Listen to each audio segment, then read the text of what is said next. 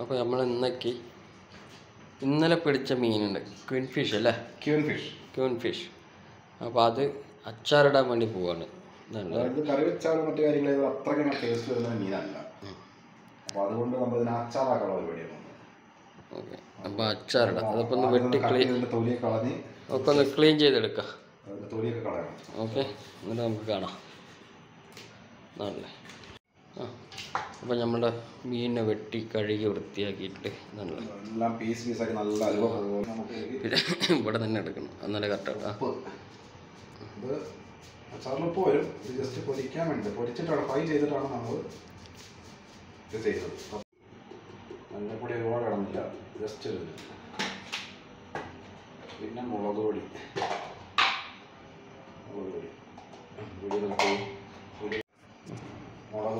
അത് ഇപ്പോൾ തൽക്കാലം അതിൽ മതിൽ പിടിക്കാനുള്ളത്, മീനിൽ പിടിക്കാനുള്ളത്. ഇനി അച്ചാറാക്കുമ്പോൾ നമ്മൾ മസാല ആക്കുന്ന സമയത്ത് അതിലേക്ക് വേറെ ഇടും. മതി. മുളക് പൊടി ഇട്ടിട്ടുണ്ട്. അപ്പോൾ ജസ്റ്റ് ഒരു 10 മിനിറ്റ് ഇങ്ങനെ വെച്ചു, ഒന്ന് ഉപ്പും മുളകും ലൈറ്റായിട്ടൊന്ന് പിടിക്കാൻ വേണ്ടിയിട്ട്. ശരിക്കും എത്ര നേരം നമ്മൾ വെക്കുന്നു അത്രയും മീനിലോട്ട് മുളക് കാര്യങ്ങളൊക്കെ മസാല ശരിക്കും. മീൻ റെഡിയാകുന്ന നേരത്ത് ചെറിയൊരു പണിയും കൂടെ ഉണ്ട്. അപ്പോൾ അന്ന് നമ്മൾ ഉലുവ പൊരിച്ചെടുക്കണം.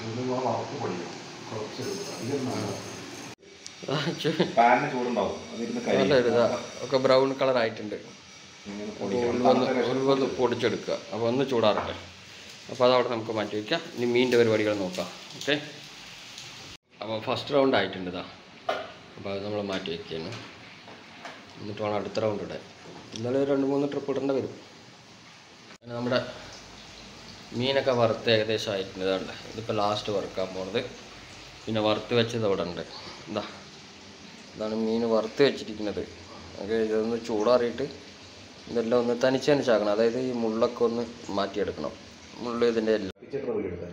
അപ്പോൾ എല്ലാം മീനൊക്കെ റെഡി ആക്കിയിട്ടുണ്ട്. അപ്പോൾ ഇതിനൊക്കെ എല്ലും മുള്ളൊക്കെ ഒന്ന് വേർതിരിച്ചെടുക്കാം. ചെറിയ പീസുകളാക്കിയിട്ട് നമുക്കിനി ഫുള്ളായിട്ട് കാണാം. ചെറിയ പീസാക്കി വെച്ചിട്ട് കാണാം. ഓക്കെ, പീസാക്കാന്ന് വെച്ചാൽ ഈ മുള്ള് കളയണം. മുള്ള് അച്ചാറ് ഇടാൻ പറ്റില്ല. അപ്പോൾ നമ്മൾ എന്താ വെച്ചാൽ ഞാൻ എടുത്ത് മുള്ളെല്ലാം വേറെ ആക്കി, മുള്ള ഇറച്ചി വേറെ ആക്കിയിടും. അതുകൊണ്ട് നമുക്കിങ്ങനെ ശരിക്കും ചെറിയ പീസായിട്ടാണ് പൊരിക്കേണ്ടത്. അതിന് ജലാംശം പാടില്ല. നമുക്ക് കൂടുതൽ ദിവസം ഇരിക്കണം എന്നുണ്ടെങ്കിൽ ഏകദേശം നമ്മൾ ചെറിയ ബീഫൊക്കെ നമ്മൾ കടയിൽ നിന്ന് കട്ട് ചെയ്ത് പഠിക്കുന്ന പോലത്തെ പീസുകളാക്കിയിട്ട് അങ്ങനെ പൊരിച്ചെടുക്കണം. അപ്പോൾ ഇതിനകത്ത് ജലാംശം മൊത്തം പോകും. ഇപ്പോൾ അതിനകത്ത് ജലാംശം ഉണ്ട് ചെറുതായിട്ട്. ഇത് നമ്മുടെ അടുത്തൊക്കെ പിന്നെ ഒരാഴ്ച കൊണ്ട് ഇത് നമ്മൾ തിന്ന് തീർക്കും. അതുകൊണ്ട് പിന്നെ കുഴപ്പമില്ല. കൂടുതൽ കാലം ഇരിക്കണമെങ്കിൽ നല്ല ഡ്രൈ ആയിട്ട് പൊരിച്ചെടുക്കണം. അതായത് ജലത്തിൻ്റെ അംശം മാക്സിമം നമ്മൾ പൊരിച്ച് കളയണം.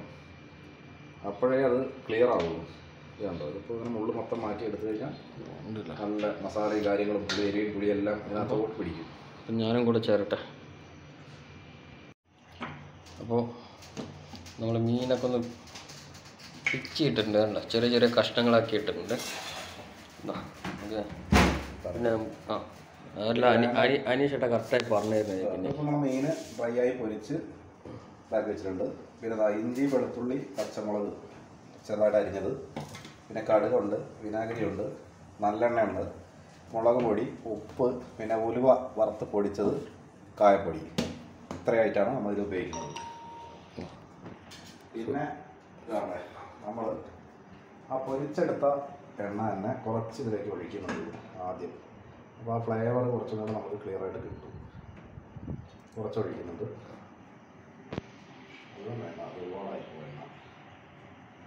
നമ്മൾ കടുക്, ചിലർ കടുക് ചതച്ച് ചേർക്കും. ഞാൻ നേരെ കടുക് പൊട്ടിക്കുകയാണ്. അപ്പോൾ അതിനൊരു വേറെ ടേസ്റ്റ് ആയിരിക്കും. പൊട്ടട്ടെ.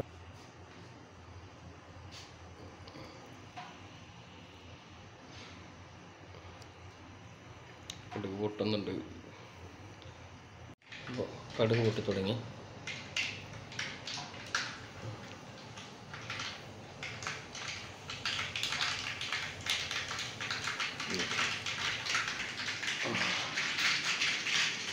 കടുക് നന്നായിട്ട് പൊട്ടി വരുന്നുണ്ട്.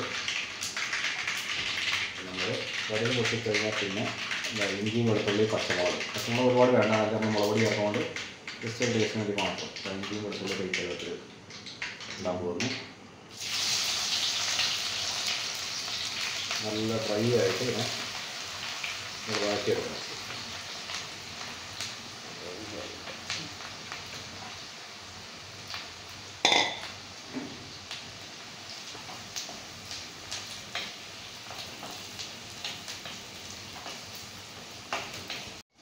നമ്മളിതിലേക്ക് കുറച്ച് കറിവേപ്പില ആഡ് ചെയ്യും. ഫ്രഷ് കറിവേപ്പില നമ്മുടെ മണ്ണിൻ്റെ റൂമിൽ നിന്ന് പറിച്ചുകൊണ്ട് വന്നു. അതിനെ കറിവേപ്പില സലാലയിൽ ഇഷ്ടംപോലെ കറിവേപ്പിലയൊക്കെ കിട്ടും. കറിവേപ്പിലയ്ക്ക് കൊഞ്ചില്ല. എവിടെ പോയാലും കറിവേപ്പില മുരിങ്ങ മുരിങ്ങ മരവും കറിവേപ്പിലയൊക്കെ ഇഷ്ടംപോലെ കിട്ടുന്നു. അതേപോലെ വാഴല.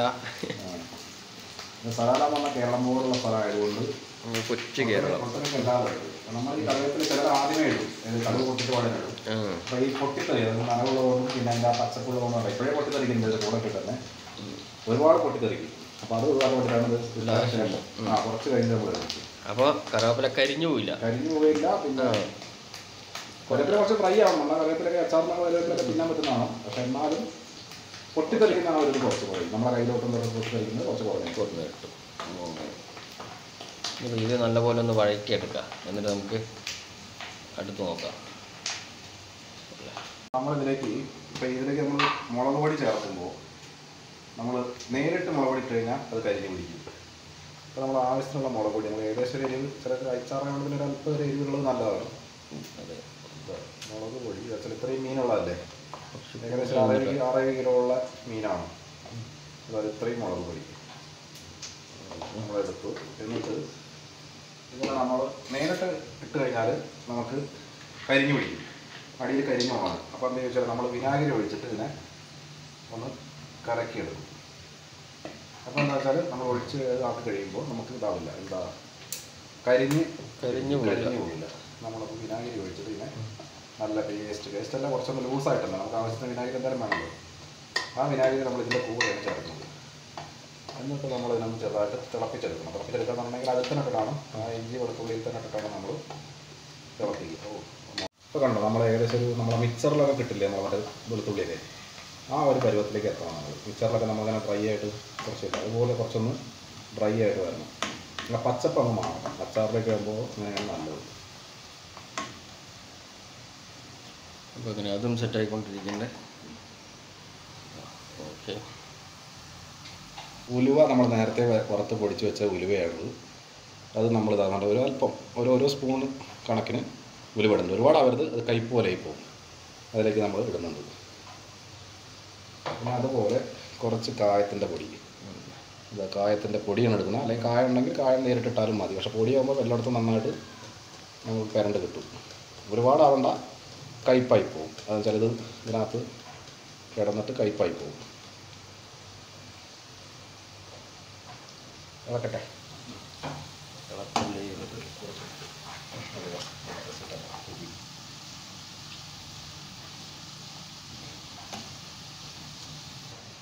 ഇതിലേക്കുള്ള കുറച്ച് ഉപ്പ്, എന്നുവെച്ചാൽ മീനിൽ നമ്മൾ ഓൾറെഡി കുറച്ച് ഉപ്പ് ഇട്ടിട്ടുണ്ട്, എന്നാലും കുറച്ച് ഉപ്പ് വേണം. നമുക്ക് ലാസ്റ്റ് പിന്നെ നോക്കിയിട്ട് ഇടാം. ആദ്യമേ ഉപ്പ് ഇടാം. എല്ലാവരും മിസ്റ്റേക്ക് പറ്റുന്ന ഇതാണ്, ആദ്യമേ ഉപ്പ്. സ്ഥിരം ചെയ്യുന്നവർക്ക് അറിയാം, പലരും പല രീതിയിലായിരിക്കും ചെയ്യുക. എന്നാലും ഇത് നമ്മുടേതായുള്ള രീതിയാണ് അച്ചാർ. നമ്മൾ പ്രവാസികളുടെ അച്ചാറാണ്. അപ്പോൾ അതുകൊണ്ട് അതിൻ്റെതായ മാറ്റങ്ങളുണ്ടാവും. പലരും ഇതിനേക്കാളും നന്നായിട്ട് അച്ചാർ ഉണ്ടാക്കുന്നവരുണ്ടാവും. അപ്പോൾ അറിയുന്നവരുണ്ടാവും. ഒന്ന് കമൻറ്റ് ചെയ്താൽ മതി, അത്രേ ഉള്ളൂ. അത്ര തന്നെ. ഇപ്പോൾ പിന്നെ ഇതേപോലെ ഒന്ന് ഉണ്ടാക്കി നോക്കുക. ഇത് നമ്മുടെ ഒരു രീതിയാണ്. അതെ, ഞാൻ ചോരയൊക്കെ അച്ചാർ ഉണ്ടാക്കുന്നത് ഇങ്ങനെയാണ്, കുഴപ്പമില്ല. ഇനി നമുക്കിതിലോട്ട് മുളക് ആഡ് ചെയ്യും. നമ്മൾ വിനാഗിരി കലക്കി വെച്ച മുളക്, വിനാഗിരി നമ്മൾ മിക്സ് ചെയ്ത് വെച്ചിട്ടുണ്ടല്ലോ, നല്ലതാണ്. കുറച്ച് പേസ്റ്റ് അല്ല, കുറച്ച് പേസ്റ്റ് ഞങ്ങൾ കുറച്ച് ലൂസാക്കിയിട്ട് അത് നമ്മളിതിലോട്ട് ഒഴിക്കുകയാണ്.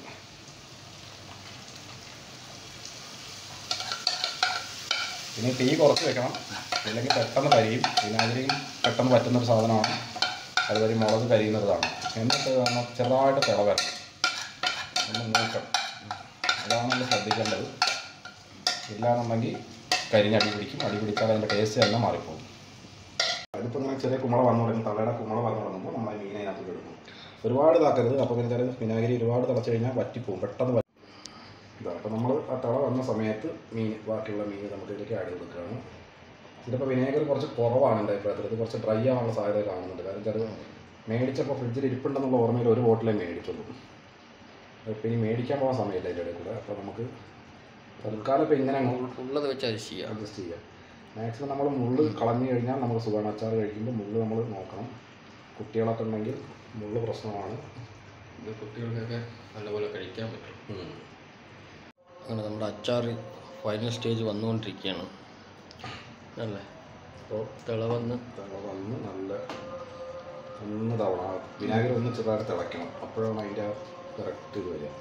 അപ്പോൾ ഉള്ളിലോട്ടൊക്കെ മീൻ ഉള്ളിലോട്ടൊക്കെ ശരിക്കും പുളി ഇറങ്ങും.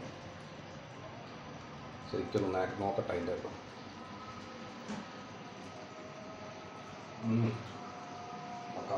വെക്കാല്ലേ. അടിപൊളിയാണ്. ഉപ്പെടുത്തെ ഇത് കുറച്ച് ഉപ്പിൻ്റെ കുറവുണ്ട്. കുറച്ച് ഉപ്പ് കുറവുണ്ട്. അപ്പോൾ അതൊന്ന് നമ്മുടെ നാട്ടിലത്തെ പോലത്തെ അല്ല ഉപ്പ്. ഉപ്പ് ഇവിടെ ഇത്തിരി ഉപ്പ് കമ്മി തന്നെയാണ്. ഉപ്പിന് ഇത്തിരി ഉപ്പ് കമ്മിയാണ് ഇവിടെ. പറയുമ്പോൾ തമാശ തോന്നും, പക്ഷെ അത് ചില ഉപ്പുകൾ അങ്ങനെയാണ്. നമ്മൾ ടാറ്റ ഉപ്പ് മേടിക്കരുത്. ഇവിടെ ലോക്കൽ താഴത്തെ നമ്മൾ കടയിൽ നിന്നൊക്കെ മേടിച്ചതാണ്. ഇവിടെ പാക്കറ്റ് ഇല്ല ഉപ്പാണെന്നൊക്കെ തന്നെ ആർക്കറിയാം. ഇങ്ങനത്തെ ഉപ്പാണ് വരിക. പക്ഷെ ഇവിടുത്തെ ഉപ്പിന് അധികം ഉപ്പില്ല. ശരിക്കും ഇത് കല്ലുപ്പാണ് ഉപയോഗിക്കേണ്ടത്. അച്ചാറൊക്കെ ഉണ്ടാക്കുമ്പോൾ എപ്പോഴും കല്ലുപ്പ് കിട്ടുകയാണെങ്കിൽ കല്ലുപ്പായിരിക്കും ബെറ്റർ.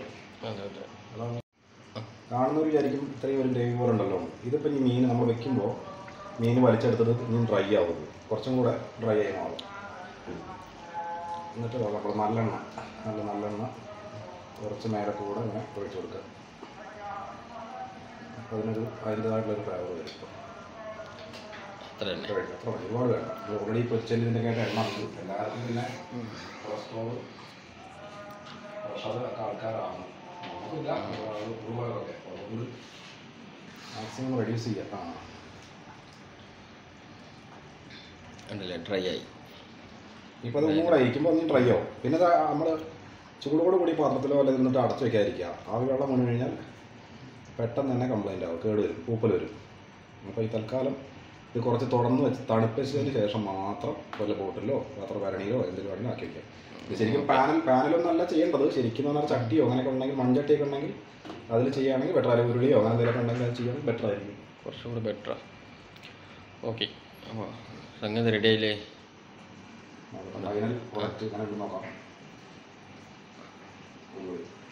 സൂപ്പർ. അപ്പോൾ നമുക്കിത് ഇനിയിപ്പോൾ തീ ഓഫ് ചെയ്തില്ലേ, ഇനിയിപ്പോൾ അങ്ങനെ കുറച്ച് ഒരു അരമണിക്കൂർ 1 മണിക്കൂർ ചൂടായി നോക്കാം.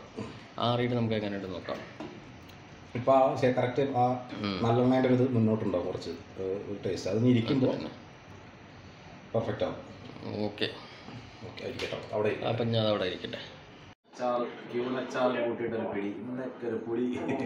അപ്പോൾ കഴിച്ചു നോക്കാൻ പോവാണ്. എന്താ അടിപൊളി ഒരു പീസും അതിൻ്റെ ആ അരപ്പും എല്ലാം കൂടെ ചേർത്ത് അങ്ങനെയുണ്ട്. എപ്പോഴാണ് ഇനി ഇരിക്കണം, 2 ദിവസം ഇരുന്നാലും ശരിയാവുള്ളൂ. അടിപൊളിയാ, അടിപൊളിയുണ്ട്. അപ്പോൾ ഞാൻ കഴിക്കട്ടെ. സെറ്റാണ്. ഒന്നുകൂടി ഇരുന്ന് സെറ്റാണ്. കഴിക്കാം. നമ്മുടെ വറ്റ തലക്കറി, പിന്നെ ചോറുണ്ട്, പിന്നെ ഇത് ഒരാൾക്ക് ആക്കി വെച്ചിട്ട് അച്ചാർ വേണം പറഞ്ഞ ഒരു കുപ്പിയിൽ ഡപ്പ ആക്കി വെച്ചിട്ടുണ്ട്. അപ്പം നിങ്ങളിനി കഴിക്കട്ടെ. ഓക്കെ, അപ്പോൾ ഞാനും ഒന്ന് എങ്ങനെയുണ്ടെന്ന് നോക്കട്ടെ, ടേസ്റ്റ് ചെയ്ത് നോക്കട്ടെ. അപ്പോൾ ടേസ്റ്റ് ചെയ്താൽ അറിയാം എങ്ങനെയുണ്ട് എന്നുള്ളത്. നോക്കട്ടെ, കുറച്ചെടുക്കുന്നുണ്ട്.